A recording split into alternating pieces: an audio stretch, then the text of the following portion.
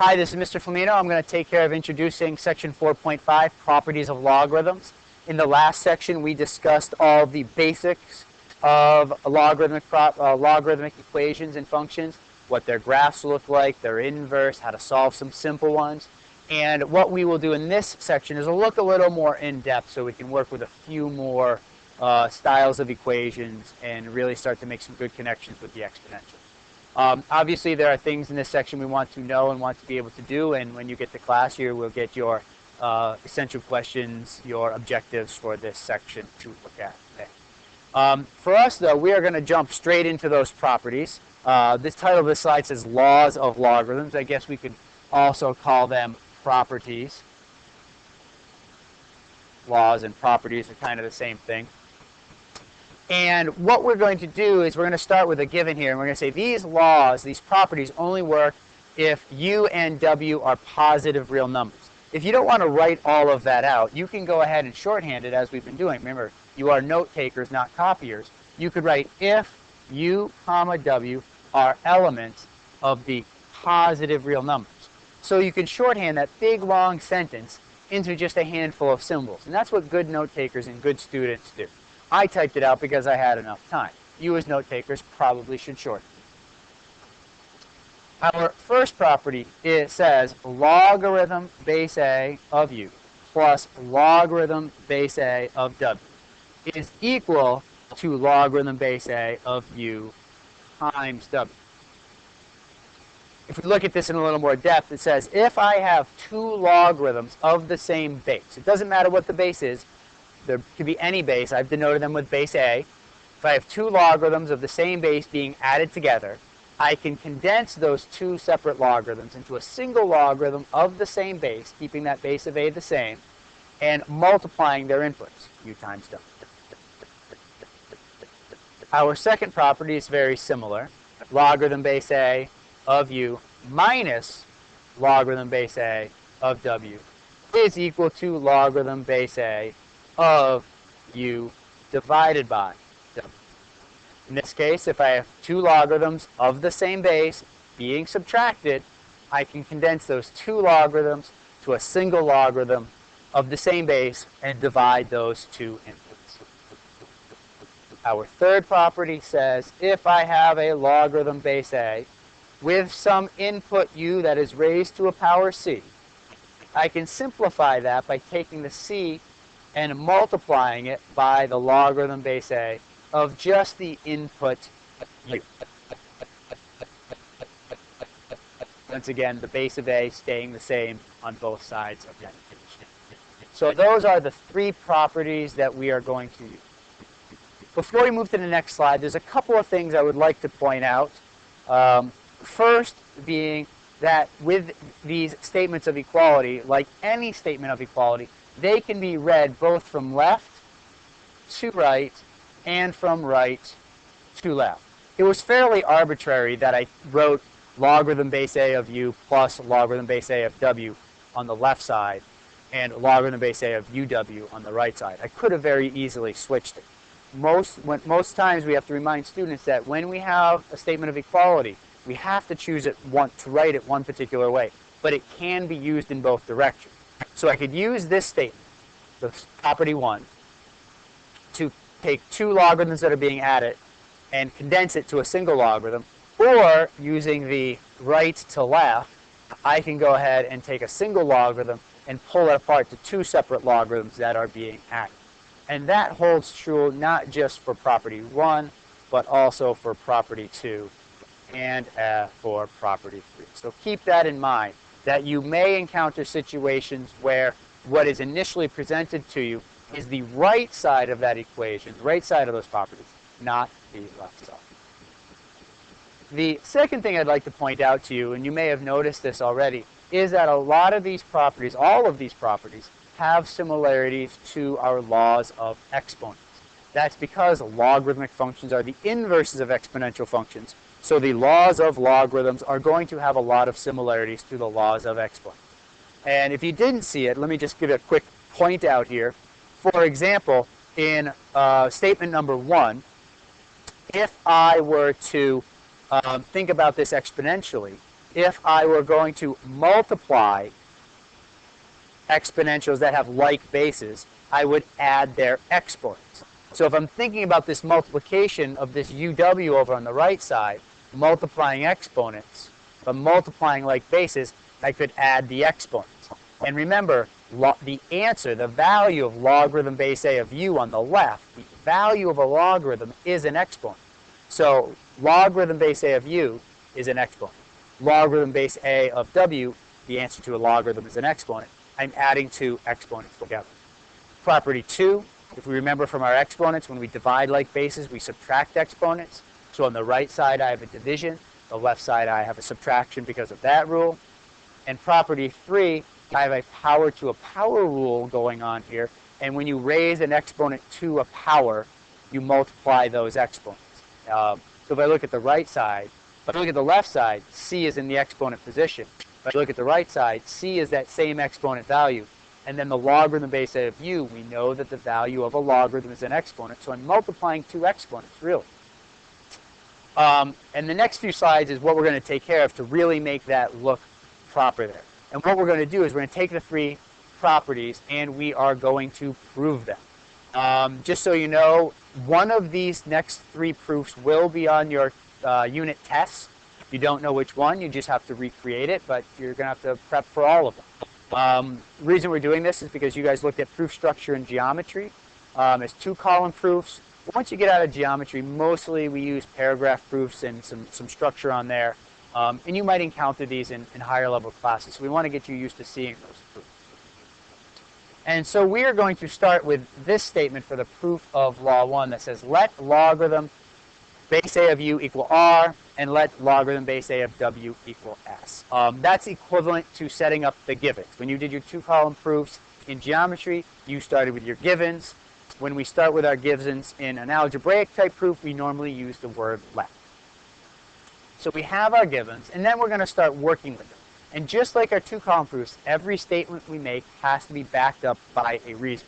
And so here, I'm going to change logarithm base A of u equals r into a to the r equals u, and a to the s equals w. And I can justify that by saying by the definition of a logarithm. I made a statement, a to the r equals u, and a to the s equals w, and I can justify that because I applied the definition of a logarithm to the givens at the start. From here, I'm going to say that u times w is equal to a to the r times a to the s. And that's just some basic substitution.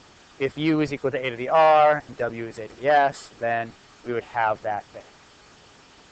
And continuing, uw would equal a to the r plus s, because when I multiply like bases, I am going to add exponents. You know, I could say this by laws of exponents. I don't think I need to justify which specific law it is, but we know that when we multiply like bases, we add exponents. And now what I've done is I've created a single exponential term on the right side of this. And so I'm going to rewrite this as the logarithm base A of uw equals r plus x. And once again, I'm justifying that by definition of a logarithm. I used the definition of a logarithm earlier to turn logarithms into exponentials. Now at this stage, I use the definition of a logarithm to turn an exponential into a logarithm. What I'll do from here is keep the left side exactly the same. Logarithm base A of uw equals, and I'm going to go all the way back up to my givens and say, hey, I've got an r plus s. But we saw that r was equal to logarithm base A of u, and s was equal to logarithm base A of w.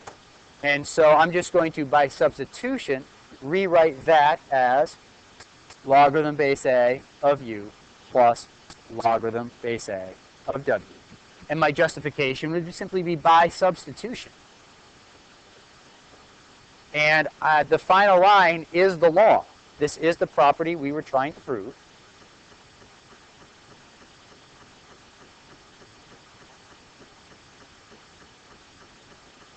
So I'm done. And normally you end a proof with either a box or an X or a QED or something like that. I like the shaded box. And that tells the reader, I'm done. And that is the end of the first proof. So once again, we used the laws of exponents to prove a property of logarithms. And so now we know it's true and we can use it all the time. The following two proofs are going to follow very similar. So the proof of law 2, get this out of the way. I'm going to expand this so it's a little easier to read. Starts with the same given. Let logarithm base A of u equal r and logarithm base A of w equals s. From here, excuse me, I'm going to go with the same use of the definition of logarithm to rewrite the logarithms as exponentials. A to the r equals u and a to the s equals w by the definition of a logarithm. And what you will do there, remember, every statement that you make, you need to justify. You can't just make a statement and walk away from it. You have to justify. And this is the same as your two-column proofs having a column for statements and a column for reasons. So I use the definition of logarithms to turn my logarithms into exponents. And I'm going to follow a very similar structure to my last proof. The last proof I started with u times w. Here I'm going to start with u divided by w because that's what property 2 looked like. That will be equivalent to a over r divided by, a to the r divided by a to the s. That means u divided by w is a to the r minus s, and that's going to be by a law of exponent.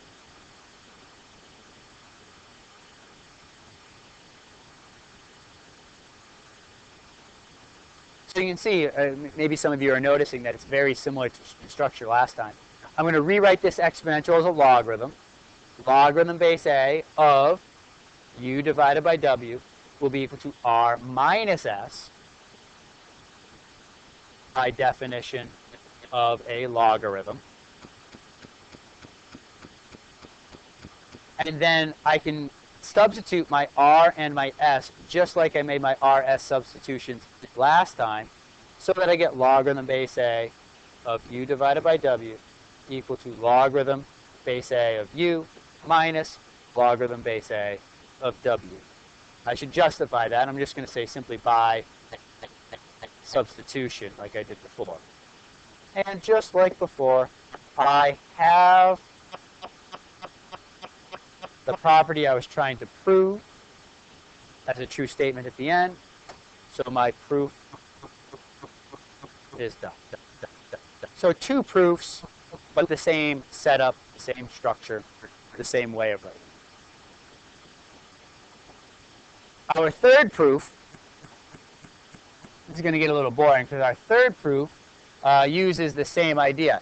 Now I have this in here. I actually do not need all of this because the third proof did not have a second logarithm. So I actually only need that piece right there.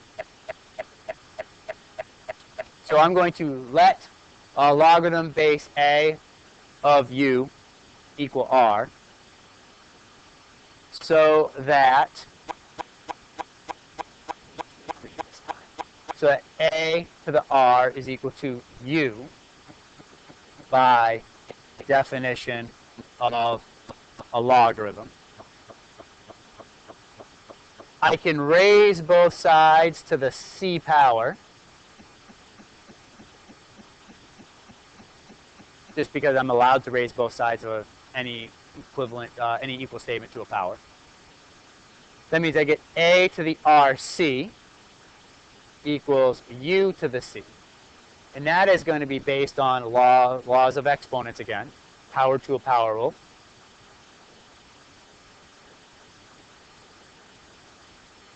And now here comes the tricky part. I am going to want to rewrite this as a logarithm, just as I had done before, but I have an exponential on the left, base a, and I have an exponential on the right, base u. So I could either rewrite this as a logarithm base a or a logarithm base u. I'm going to write it logarithm base a because if I look back at the property involved a logarithm base a. So this is going to be a logarithm base a of u to the c is going to equal to rc. Well, I'm going to take that rc. I'm actually going to rewrite that, since multiplication is commutative, as cr. And once again, we already knew that r was equal to a logarithm base a of u. So I can make my substitution. I get logarithm base a of u to the c equal to c times logarithm base a of u. And I'm done. Oh, I should put some couple of justifications in here. See, this one right here would be by definition of a logarithm. And this one, as usual, will be by substitution. And I'm done. I got the proof that I was looking to prove. I got this logarithm base a of u to the c equals c times the logarithm base a. And I've got what I was looking for. So those are the three proofs of those three laws. When you come back to class, what we'll do is we're going to pick up with a couple of warnings, a couple of things to be careful with. And from there, we're just going to get into some examples of what you would do with these properties. Hope this was helpful.